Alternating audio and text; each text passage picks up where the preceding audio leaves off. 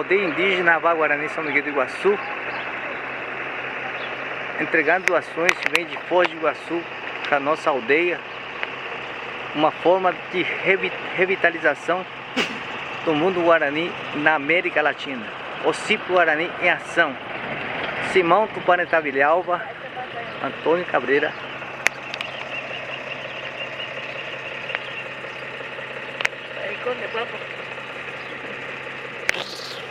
Y para mí debo. Pepe. No, se cuál aquí auto. Ave mañana, Pepe. Ba isa ba nyai me, se sumi.